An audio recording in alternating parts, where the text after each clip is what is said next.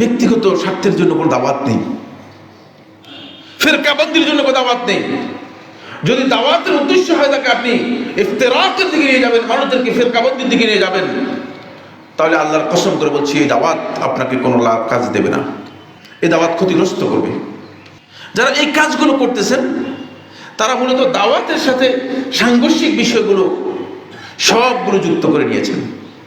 ফলে দেখেন এখন দাওয়াতের নামে গীবত করতেছে, এই গ্রুপ ওই গ্রুপ তৈরি করেছে, ষড়যন্ত্র করতেছে কিভাবে মানুষদেরকে মানে তাকে প্রতিহত করা যায় অথবা তার বিরুদ্ধে একটা ব্যবস্থা নেওয়া যায়। একজন মানুষকে হত্যা করা গোটা মানব সভ্যতাকে পুরোটাকে হত্যা করার সমান অপরাধ। তাহলে কিভাবে সম্ভব হলো দাওয়াতের নাম দিয়ে যদি আমরা এই কাজগুলো করি, এটা কিভাবে সম্ভব হলো?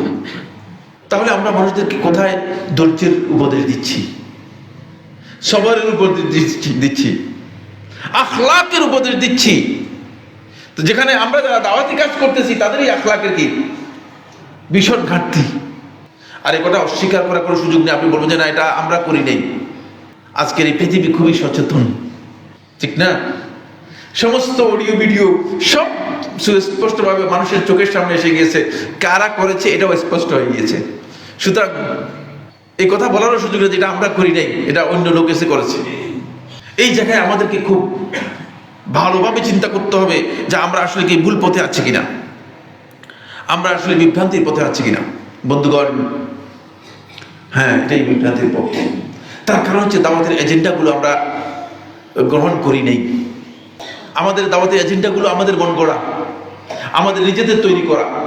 দুটি এজেন্ডাগুলো আমরা রাসূলুল্লাহ সাল্লাল্লাহু আলাইহি ওয়াসাল্লাম যেভাবে দিয়েছেন সেই এজেন্ডাগুলো যদি আমরা গ্রহণ করতাম তাহলে আমাদের দাওয়াত এই ধরনের হতো না। তখন আমার দাওয়াত একমাত্র দাওয়াত ইলাল্লাহ হতো, যেটাকে আল্লাহ সুবহানাহু ওয়া তাআলা কোরআনের মধ্যে বলেছেন ওমান আহসানু কাওলাম মিম্মান দাআ ইলাল্লাহ। তখন আপনার কথা আল্লাহ তাআলার কাছে সবচেয়ে উত্তম কথা হতো।